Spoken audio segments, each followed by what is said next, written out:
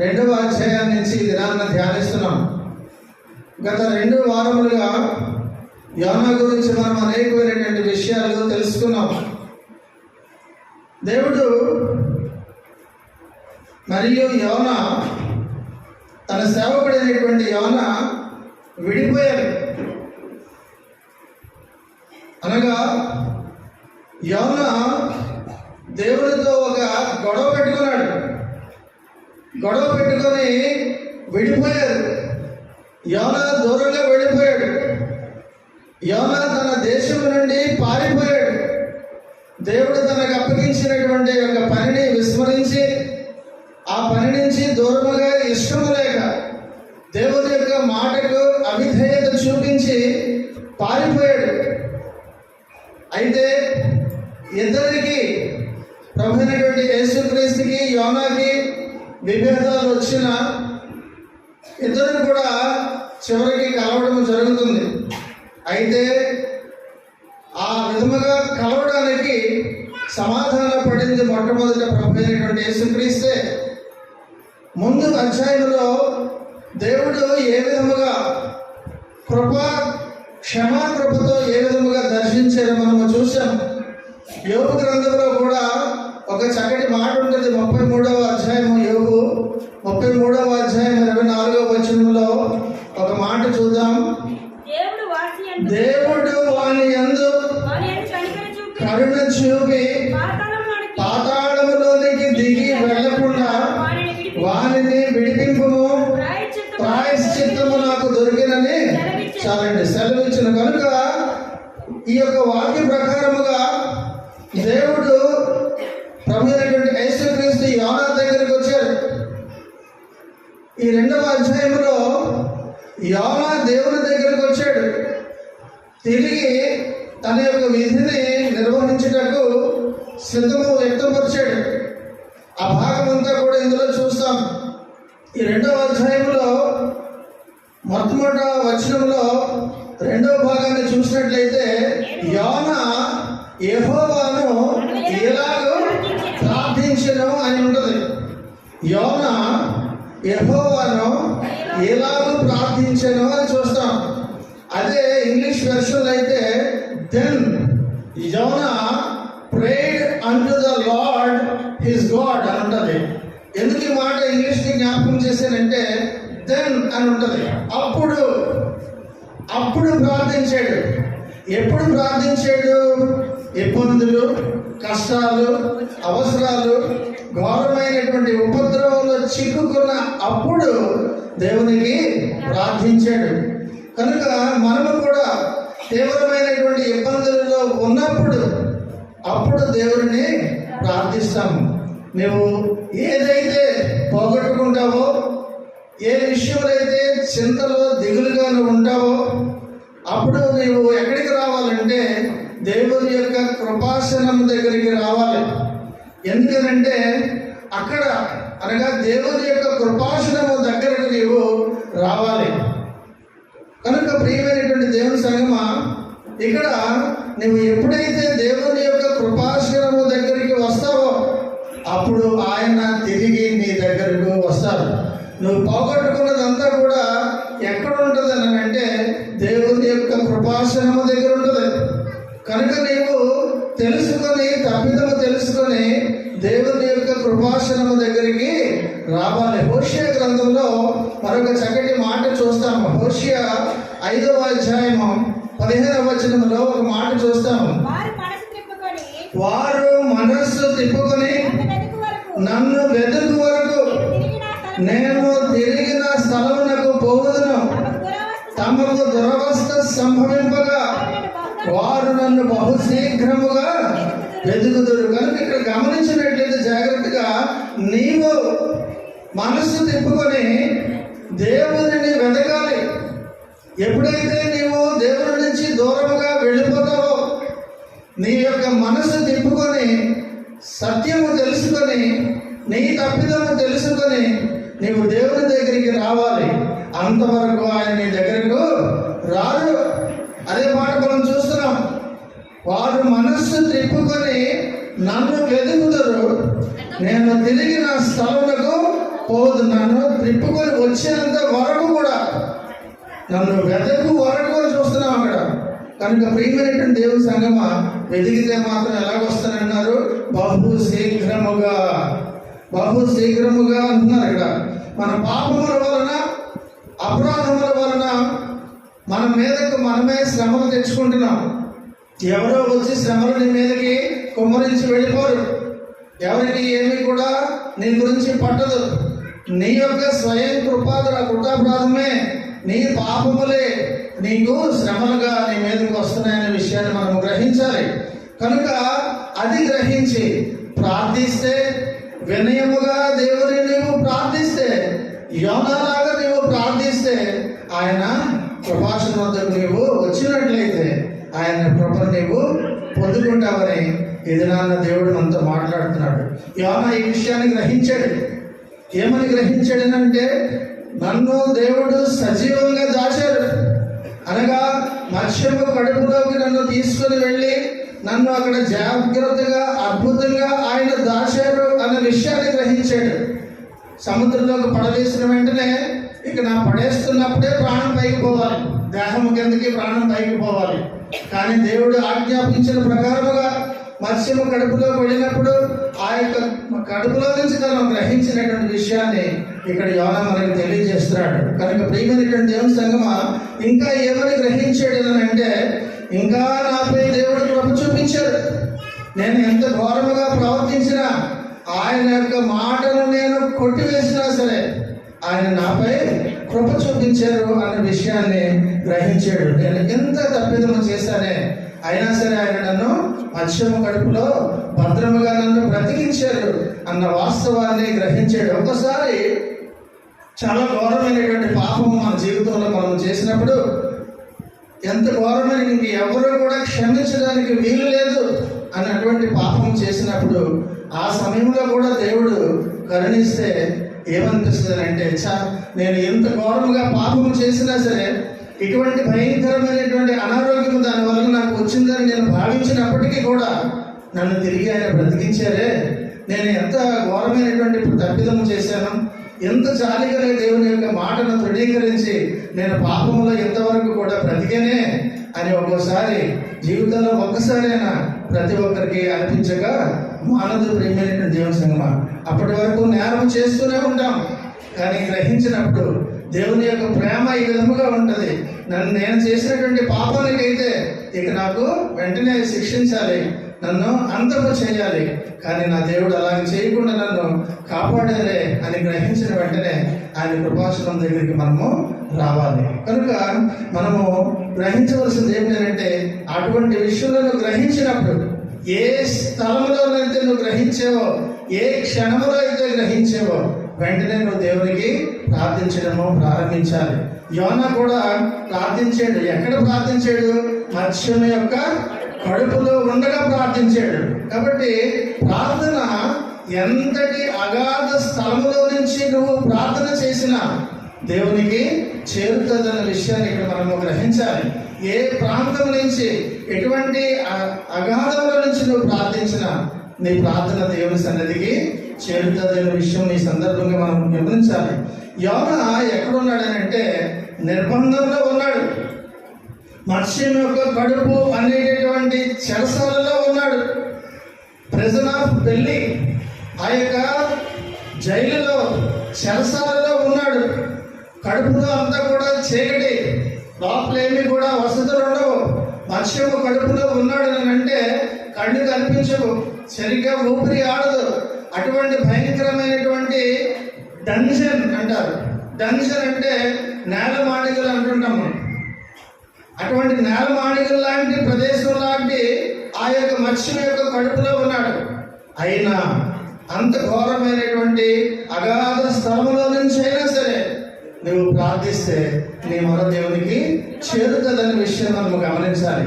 కనుక ప్రియమైనటువంటి దేవుని సంగమా, ఒక మనిషి ఇంకొక మనిషితో మాట్లాడడం ఆపేయచ్చు. మనం ఇద్దరిని కూడా మాట్లాడనివ్వకుండా మనం చేయొచ్చు, కానీ దేవునితో మాట్లాడకుండా నేను ఎవరు కూడా ఆపలేరు. కనుక నువ్వు దేవునితో మాట్లాడటానికి సిద్ధం ఉండాలి. నీ యొక్క కంఠము, నీ యొక్క స్వరము, నీ మనస్సు నువ్వు తెలిస్తే నీవు దేవునికి ఎక్కడి నుంచైనా ఎంత అర్ధరాత్రి సమయంలోనైనా దేవునికి నువ్వు ప్రార్థించగలవు.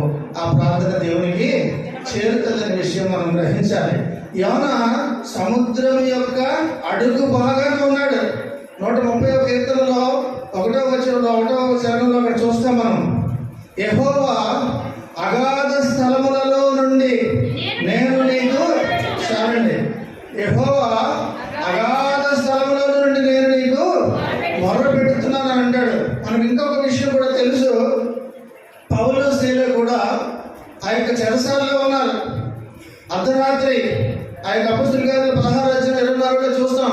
ఆ చెరసాలలో చదవద్దు కానీ చెరసాలలో ఉన్నప్పుడు అర్ధరాత్రి వేళ చెరసాలలో వాళ్ళు ప్రార్థిస్తూ కీర్తనలు పాడారు.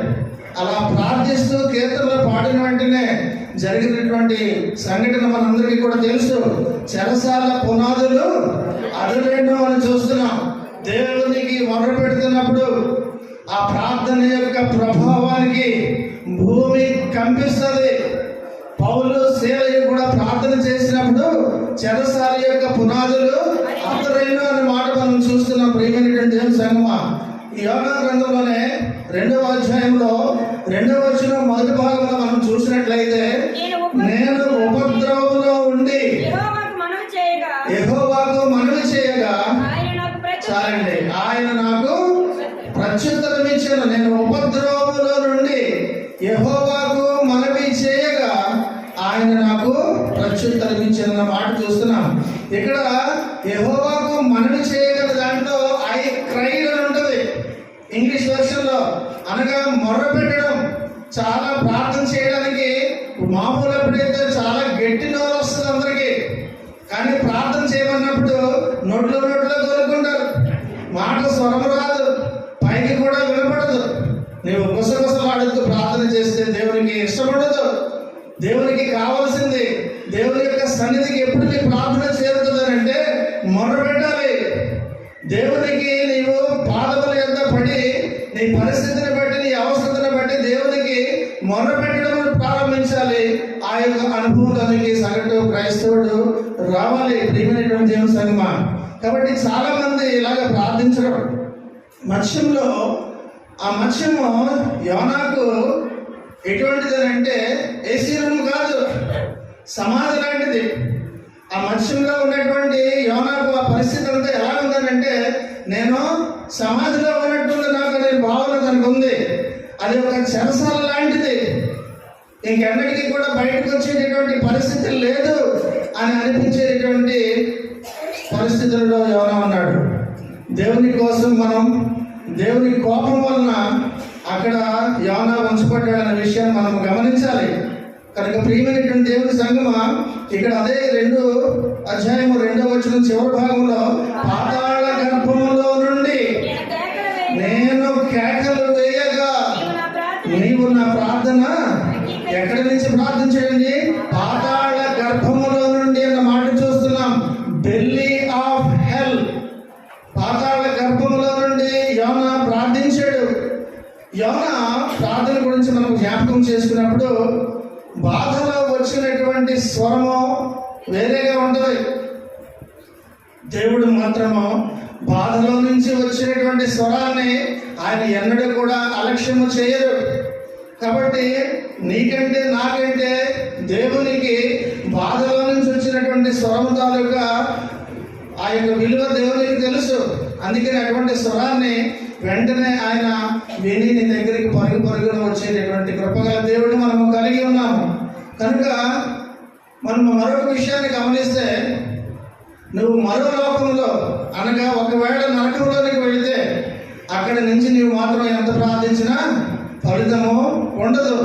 కానీ ఈ లోకంలో నువ్వు ఉంటుండగా, ఈ లోకంలో నువ్వు ఇంకా నరకము ఈ లోకంలో అనుభవిస్తే మాత్రం దేవునికి మొర్ర పెట్టుకుంటే దేవుడు నీ మొర్ర వింటారు. ఆయన నిన్ను విడిపించేటటువంటి అవకాశం ఉంటుంది. కానీ ఒకసారి నువ్వు నరకంలోనికి వెళ్ళిపోయిన తర్వాత, అయ్యో నేను ఎంత పాపము చేశాను అని ఎంతగా మొరపెట్టినా, అయ్యో మొరపెట్టడం అంటే నాకు ఎన్నోసార్లు చెప్పారే కానీ నేను గుసగుసలాడాను, కానీ ఇప్పుడు నాకు తెలిసిందని నరకంలోనికి వెళ్ళిన తర్వాత నువ్వు ఎంత మొర్ర పెట్టుకున్నా ప్రయోజనము ఉండదు. కనుక ప్రియమైనటువంటి దేవుని సంగమా గమనించాలి, ఈ లోకంలో ఉన్నంత వరకే నీకు అవకాశము, దేవుని యొక్క మరణం వినేటటువంటి అవకాశము. యేసుక్రీస్తు యోనాలాగా 3 పగళ్ళు 3 రాత్రులు ఆయన సమాధిలో ఆయన కూడా ఉంచబడ్డారు. అయితే అక్కడ నుంచి యోనాలాగా యేసుక్రీస్తు మొరపెట్టలేదు, కానీ ఆయన యొక్క దేహమే మొరపెట్టింది. మనందరి కొరకు ఆయన సమాధిలో ఉన్నటువంటి ఆయన యొక్క దేహమే మనందరి కొరకు తండ్రికి మొరపెట్టిందనే విషయాన్ని మనం గమనించాలి. కనుక ప్రియమైనటువంటి దేవుని సంగమా, యోనాను ఈ నావికులందరూ కూడా, ఈ మెరైనర్స్ అందరూ కూడా సముద్రంలో పడేశారు. అలా పడేసిన అందులో దేవుని యొక్క హస్తాన్ని వాళ్ళందరూ కూడా చూశారు, దేవుని యొక్క ఉద్దేశాన్ని వాళ్ళందరూ కూడా గమనించారు. కనుక నీవు ఎటువంటి అగాధమైనటువంటి పరిస్థితుల్లో ఉన్నా నీవు గమనించాలి, నా దేవుడు నన్ను రక్షించగలరన్న విషయాన్ని గమనించాలి. దేవునికి భయపడడం అన్నది మనము తెలుసుకోవాలి కూడా. ఇప్పుడే మనం లూకాసు వార్త మనం చదివాం 12వ అధ్యాయంలో 5వ వచనంలో చివరి మాట 5వ వచనంలో మనం చూసినట్లయితే, ఎవరికి మీరు భయపడవలెను మీకు తెలియజేయుదును, చంపిన తర్వాత నరకములో పడద్రోయే శక్తి గలవానికి భయపడుడి, ఆయనకే భయపడుడని మీతో మనతో ఈ దినాన్ని ప్రభువైనటువంటి యేసుక్రీస్తు వారు తెలియజేస్తున్నారు. కాబట్టి యోనా ఆ విషయాన్ని అందరినీ కూడా ఒక్కొక్కటి గ్రహిస్తున్నాడు. ఆ 3వ వచనంలో మనం చూసినట్లయితే, నీవు నన్ను అగాధమైన సముద్ర గర్భములో పడవేసి ఉన్నావు, ప్రవాహములు నన్ను చుట్టుకొని ఉన్నవి, నీ తరంగములను నీ కరుళ్ళను నన్ను కప్పి ఉన్నవి అనే మాట ఇక్కడ మనం చూస్తున్నాం. ప్రభునందు ప్రియమైనటువంటి దేవుని సంగమా, యోనాను సముద్రంలో అన్ని వైపుల నుంచి కూడా చుట్టుముట్టేశాయి.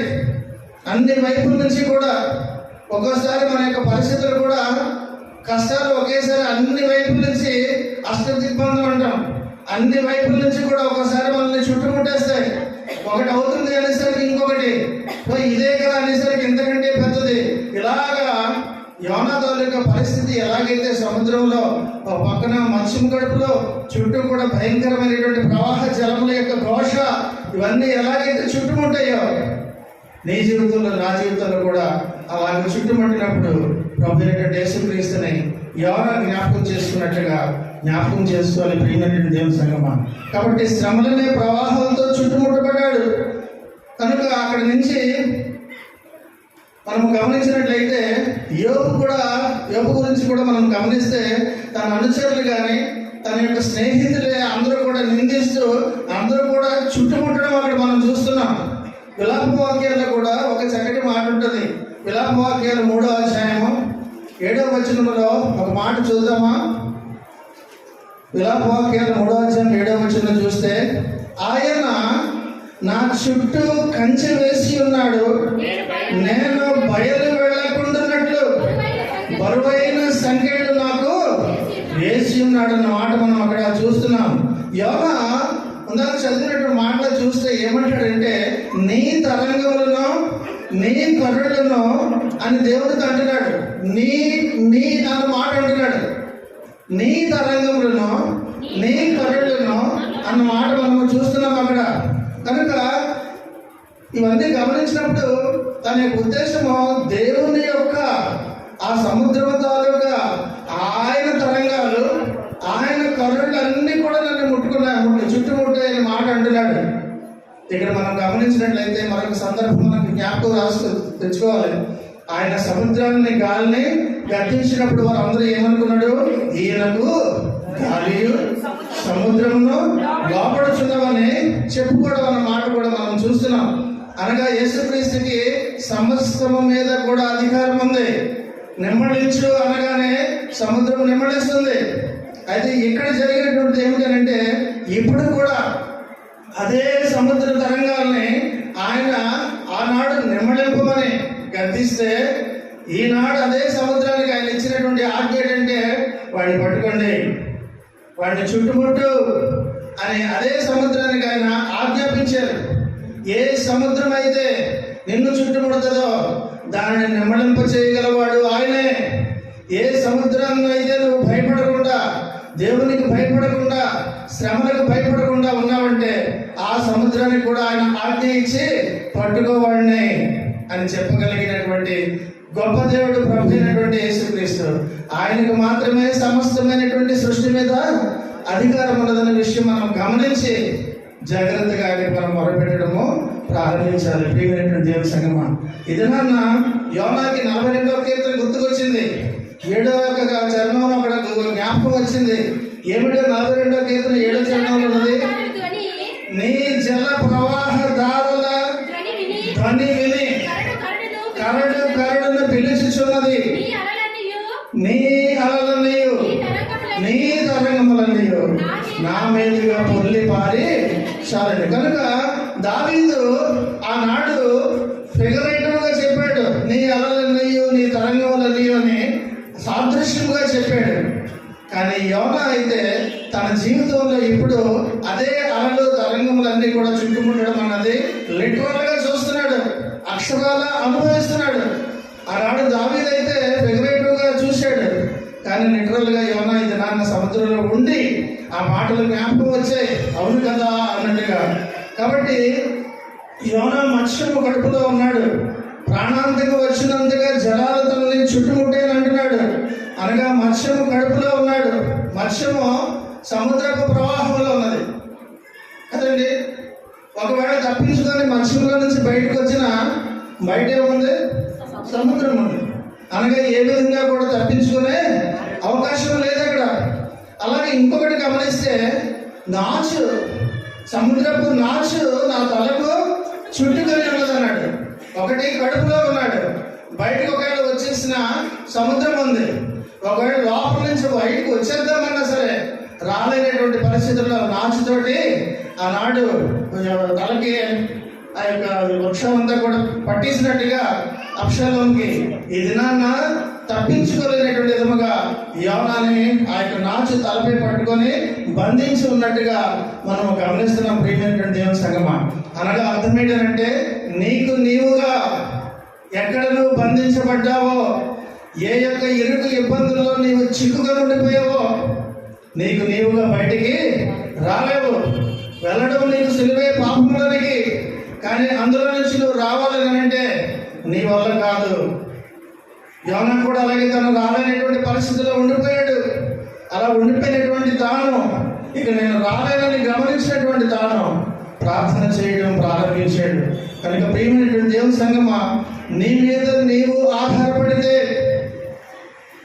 ఎందులో నువ్వు చిక్కుకుపోయావో నేను బయటికి వచ్చేయగలను, నాకు అన్ని విషయాలు తెలుసు అనుకో, నువ్వు వచ్చేయాలనుకున్నా సాతానుడు నిన్ను రానివ్వడు.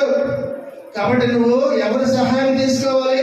ప్రభు అయినటువంటి యేసుక్రీస్తు వారికి మొక్కి ప్రార్థించి అడిగితేనే నీవు ఎటువంటి భయంకరమైనటువంటి వాటిలో చిక్కుకుపోయినా నువ్వు బయటికి రాగలవని ఇది నాన్న ప్రభు అయినటువంటి యేసుక్రీస్తు వారు మనందరికీ కూడా తెలుస్తుంది. దీన్ని బట్టి నువ్వు దేవునిపై ఆధారపడాలి, దేవుని మీద మాత్రమే ఆధారపడాలి. 6వ వచనంలో ఏమంటాడు చూద్దామండి. నేను మరి అన్నిటికీ ఎక్కి రాకుండా భూమి గడియలు వేయబడి ఉన్నవి, పర్వతముల పునాదులలోనికి. చాలండి, ఇంకెన్నటికీ రాలేననేసి తనకి అర్థమైపోయింది. ఇక నేను అన్నిటికీ కూడా బయటికి రాలేను, భూమికి కూడా గడియలు వేసేసారు, నేను రాలేనని దానికి అర్థమైపోయింది. దేవునితో నీకు విరోధం పెట్టుకుంటే ఏమవుతుంది తెలుసండి? దేవుని సృష్టి కూడా నీకు విరోధం అయిపోతుంది. ఏ యొక్క మాటతోటైతే ఆయన సృష్టిస్తాడో ఆ సృష్టి ఆయనకు అనుకూలంగా ఉంటుంది, కానీ నీకు అనుకూలంగా ఎందుకు ఉంటుంది? అదే దేవునికి నీవు అనుకూలంగా ఉంటే ఆయన సృష్టి అంతా నీకు అనుకూలంగా మారుతుంది. ఈ సత్యాన్ని మనము గ్రహించాలి.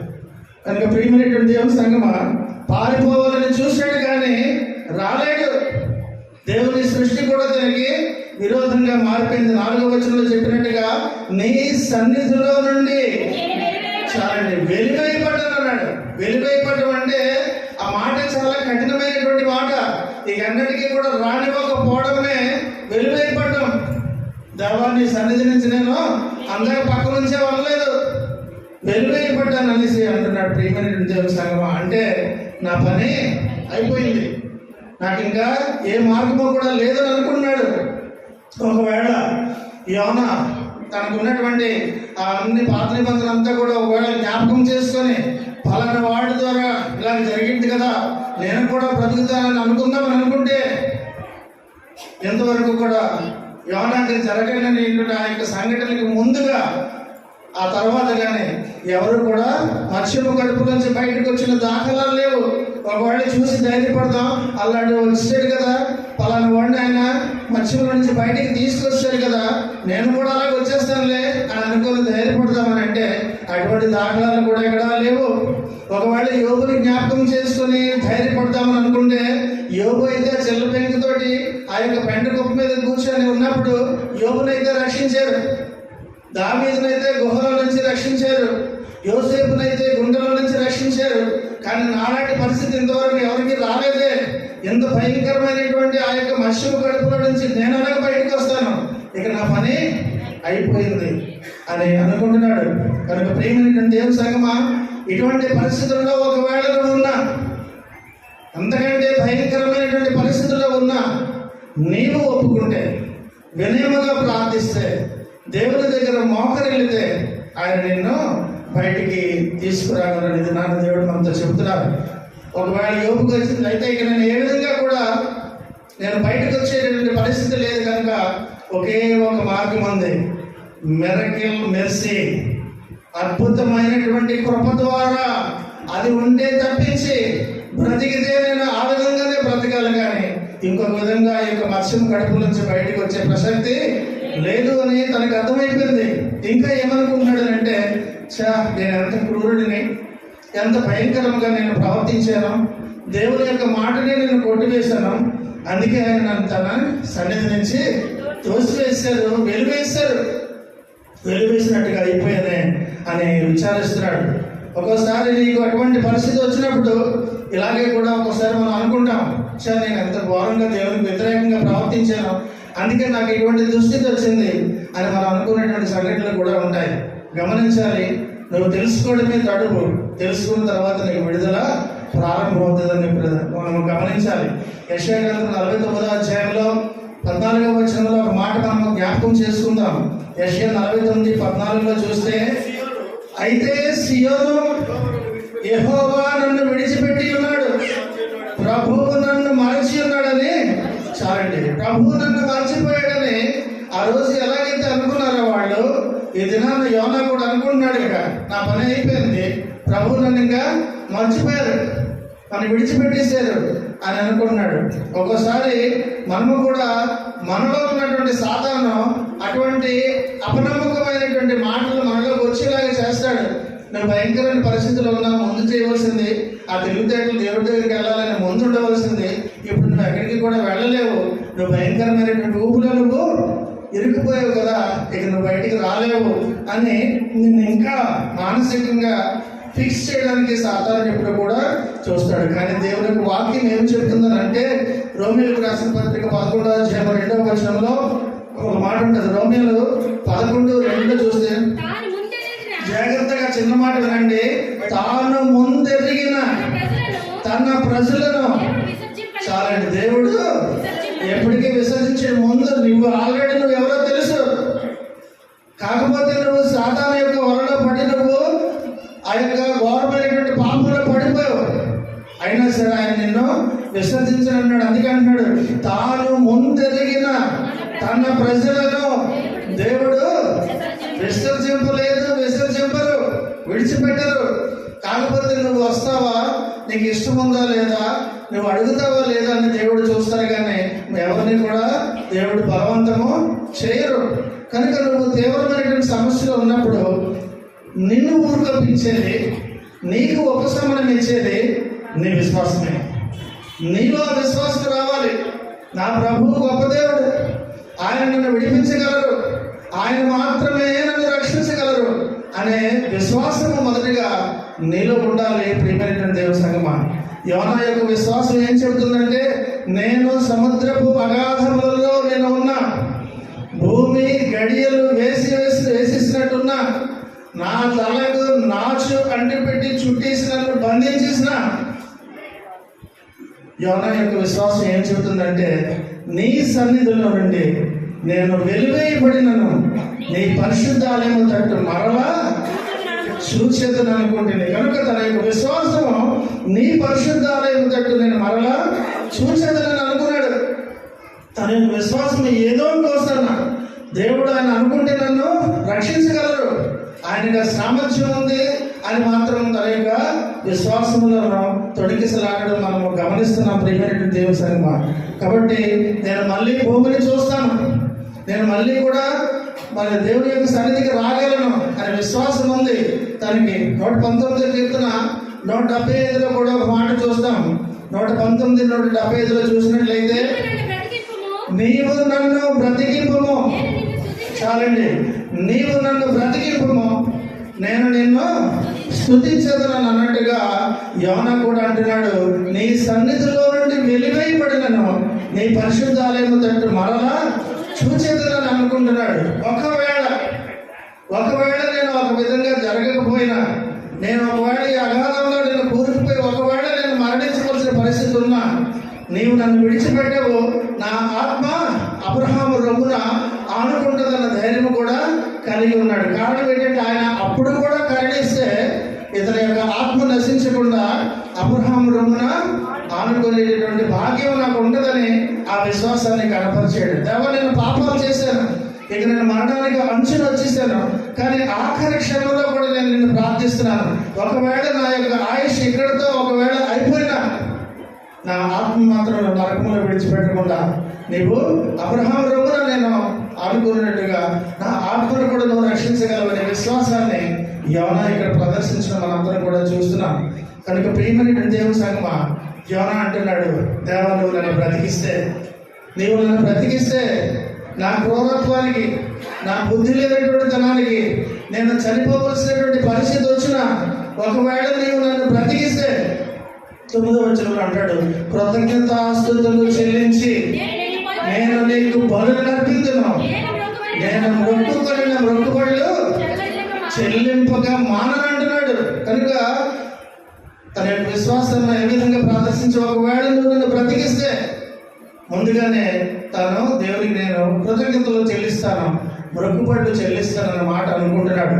కాబట్టి యోనా ఈ మాటలన్నింటిని కూడా మత్స్యము కడుపులో నుంచి బయటకు వచ్చాక అనుకోలేదు. ఇంకా మత్స్యం యొక్క కడుపులో ఉంటుండగానే ఈ మాటలన్నింటినీ అనగా దేవునికి మొక్కుబడులు చెల్లిస్తాననేసి మాట ఇస్తున్నాడు. అలా ఇస్తూ ఈ 8వ వచనంలో ఒక వార్నింగ్ ఇస్తున్నాడు. జాగ్రత్తగా చూడండి, ఆ వార్నింగ్ ఏంటో, అసత్యమైన వ్యర్థ దేవతల యందు లక్ష్యమించు వారు తమ కృపాధారమును, చాలండి, అసత్యమైనటువంటి నీవు అవసరాన్ని బట్టి పలానా దగ్గరికో నిజమైన దేవుడిని వదిలివేసిన ఒకవేళ వ్యర్థ దేవతల దగ్గరికి వెళితే నువ్వు కోల్పోయేది ఏంటి అంటే కృపాధారము. నీవు తమ కృపాధారాన్ని విసర్జిస్తారని నీకు నువ్వే పోగొట్టుకుంటున్నావు. దేవుడు తను ఎప్పుడు కూడా నిందించి ఆయన కృపను తీసుకోడు. నీవు అన్య దేవతల దగ్గరికి వెళ్ళడం వల్ల ఆ వాడు గొప్ప వీడు గొప్ప అనేసి నువ్వు తాత్కాలికమైనటువంటి ఉపశమనం కొరకు నువ్వు వెళ్ళడం వలన నువ్వు కోల్పోతుంది ఏంటో ఇక్కడ మనకి ఈ దినాన వార్నింగ్ ఇస్తున్నాడు ప్రియమైనటువంటి దేవుని సంగమా. ఒకవేళ నువ్వు ఎంత దేవతల దగ్గరికి ఇంకా వెళుతున్న అలవాటు నీకుంటే నువ్వు దేవుని యొక్క కృపాధారాన్ని కోల్పోతున్నావు అనే విషయాన్ని గమనించాలి. ఆ ఓడలో ఉన్నటువంటి నావికులు కూడా వారి యొక్క అన్య దేవతలను పూజించారు, అన్ని సరుకులు బయట వేశారు. కానీ ఎప్పుడైతే యోనాను బయట పడేసిన వెంటనే సముద్రం వెంటనే కింద ద్వారా నేర్చుకున్నాం అడ్వాన్స్ అన్నమాట. వెంటనే సముద్రం ఏమైంది, ఆగిపోయింది ఒకసారి. అలా ఆగిపోయిన వెంటనే వాళ్ళు కూడా యెహోవాకు మొక్కుబడులు చెల్లించారు. ఎప్పుడు కిందకు వచ్చిన తర్వాత అనగా వారు కూడా నిజదేవుని తెలుసుకుని దేవుని యొక్క కృపాధారాన్ని పొందుకున్నారు. మొట్టమొదటిసారిగా ఆల్రెడీ పొందుకున్నటువంటి నీవే ఇక్కడికి వెళ్ళి ఉన్న ఆధారాన్ని, ఉన్న కృపాధారాన్ని పోగొట్టుకుంటున్న విషయాన్ని ఇది నన్ను గమనించాలి ప్రియమైన దేవుని సంగమా. కాబట్టి యోనాలాగా నువ్వు ఒకవేళ దర్శించి వెళ్ళిపోతే యోనాలాగా నువ్వు అక్కడికి ఇక్కడికి కూడా వెళ్ళిపోతే నీకు ఆల్రెడీ ఉన్నటువంటి ఆహారాన్ని నీవే చేతులారా చేజార్చుకుంటున్నావని ఇది నన్ను గమనించాలి. ప్రియమైనటువంటి దేవుని సంగమా, నీవు కృతజ్ఞత బలి ఇవ్వకపోయినా నీవు కృతజ్ఞత స్తుతిని సరే చెల్లించాలి. చూద్దాం ఒకసారి హోషేయ గ్రంథము 14వ అధ్యాయము 2వ వచనం చూద్దాం. హోషేయ 14:2 చూస్తే, మాటలు సిద్ధపరచుకొని యెహోవా యొద్దకు తిరుగుడి, మీరు ఆయనతో చెప్పవలసినది ఏమనగా, మా పాపములన్నిటినీ పరిహరింపము, ఎడ్లకు బదులుగా నీకు మా పెదవులను అర్పించుచున్నాము, నీవు అంగీకరింపదగినవి అవి మాకున్నవి. కాబట్టి నీకు ఎడ్లకు బదులుగా మా పెదవులను అర్పిస్తానన్నాడు. జెహోవా ఫలం అని మనం హెబ్రీయులకు రాసిన పత్రికలో చూస్తాం. కనుక ప్రియమైనటువంటి దేవుని సంగమా, దేవుడికి నీవు చెల్లించవలసినవి పనులన్నీ అవసరం లేదు. ఆయన దినాన్ని ఆశిస్తున్నది, అడుగుతున్నది నువ్వు చేయవలసినటువంటిది ఏమిటంటే స్తుతి చేస్తున్నాం. దేవుని ఎందుకు మనం స్తుతితో ప్రారంభించి ఆరాధన చేసి మన వాక్యంలోనికి వెళ్తామనంటే దేవుని సన్నిధిని మనం ఆహ్వానించడం అది. కాబట్టి స్తుతి చేయటం మాత్రమే మనము నేర్చుకోవాలి. ప్రియమైనటువంటి దేవుని సంగమా, ఈ స్తుతులు, ఈ కృతజ్ఞత స్తుతులతో నువ్వు దేవుని నీ బలుడుగా వాటిని అర్పించడం చేయాలనే విషయాన్ని ఇది నాన్న పరిశుద్ధాత్మ దేవుడు మనకి తెలియజేస్తున్నారు. యాకోబు గురించి కూడా మనం ఒకసారి జ్ఞాపకం చేసుకున్నట్లయితే, తనను కాపాడినటువంటి దేవునికి ఆ యొక్క 28వ అధ్యాయంలో 20 నుంచి 22 వరకు కూడా ఉన్న భాగంలో మనం చూస్తే యాకోబు అన్న మాటని అక్కడ చూద్దాం. అప్పుడు యాకోబు, నేను తిరిగి నా తండ్రి ఇంటికి క్షేమము వచ్చినట్లు దేవుడు నాకు తోడై ఉండి నేను వెళ్ళుచున్న ఈ మార్గములలో నన్ను కాపాడి తినుటకు ఆహారమును ధరించుటకు వస్త్రములను నాకు దయచేసిన ఎడల యెహోవా నాకు దేవుడై ఉండును. మరియు చూడండి, స్తంభముగా నేను నిలిపిన ఈ రాయి దేవుని మందిరమగును. మరియు నీవు నాకు ఇచ్చి యావత్తులో 10వ వంతు నిశ్చయంగా నీకు చెల్లించదనని మొక్కుకొని నేను యాకోబు గురించి కూడా అక్కడ మనం చూస్తున్నాం. వస్త్రమును తిండిని ఇస్తే నేను 10వ వంతు చెల్లిస్తానని చెప్పాడు. వస్త్రము తిండి మనకు బిల్డింగ్లు ఇచ్చినా సరే ఇవ్వం. 10వ వంతు గురించి ఎన్నోసార్లు చెప్పాం. ఎంతమంది ఈ దినం వరకు ఆచరింపగలిగారు? అన్ని ఏదన్నా మీరు చెప్పండి, కానీ డబ్బు విషయం తప్ప అనేటటువంటి నీ ఆధ్యాత్మిక జీవితం ఇంకెప్పుడు బాగుపడుతుంది. ప్రియమైనటువంటి దేవుని సంగమా, ఈ దినాన్న దేవుడు యోనా యొక్క ఉద్దేశాన్ని గమనించారు. యోనాన్ని విడుదల చేయడానికి ఆయన ఇష్టపడ్డారు.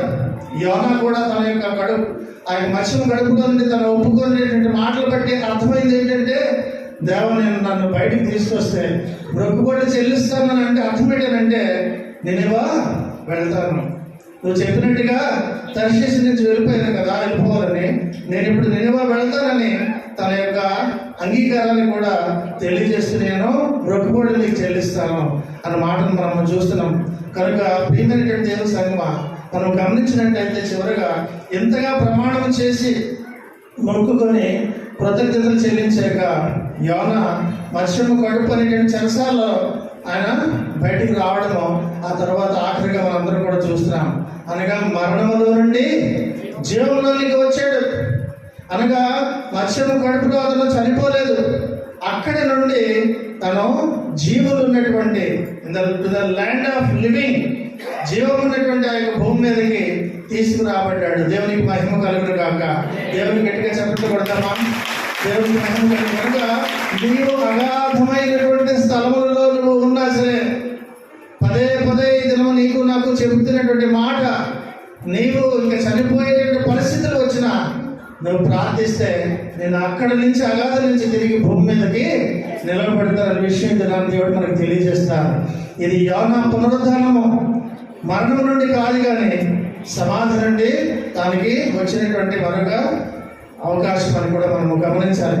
ఇక్కడ దేవుని యొక్క శక్తి మనము చూస్తున్నాం.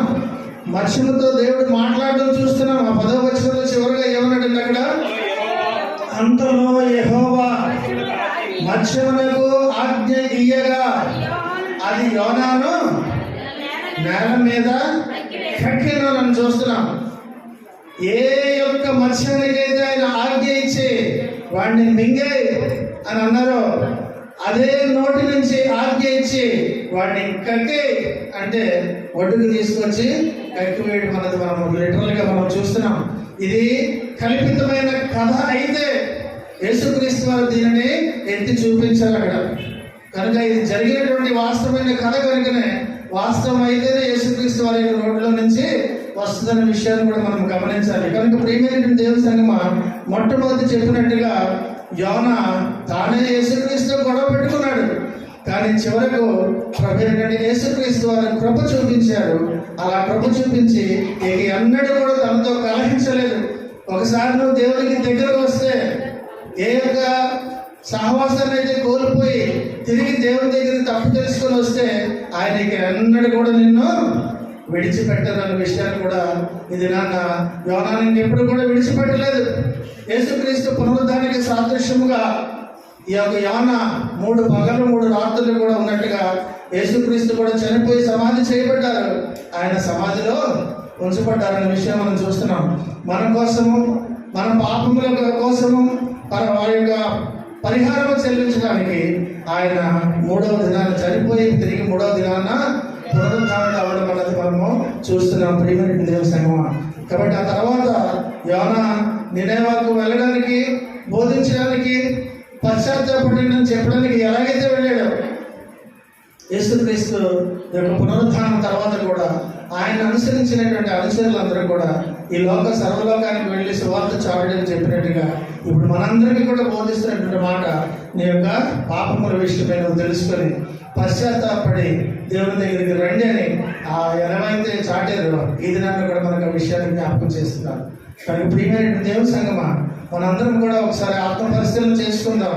నువ్వు దేవునికి సమీపంగా ఉండి నీ పాపములను విడిచిపెట్టి నువ్వు ఇప్పటికే రక్షణ పొందితే ధన్యుడవు ధన్యురాలు, లేకపోతే నేడే అనుకూలమైనటువంటి సమయము. దేవుడి వాక్యము మన వెనుకడిలో దీవించి ఆశీర్వదించి బలపరచును గాక. ఆమేన్. వెతపడినటువంటి వాక్యము మన మధ్యలో ఫలించలాగిన మన మధ్యలో ఉన్నటువంటి శివజ్యోతి గారు వచ్చి ప్రార్థన చేస్తారు.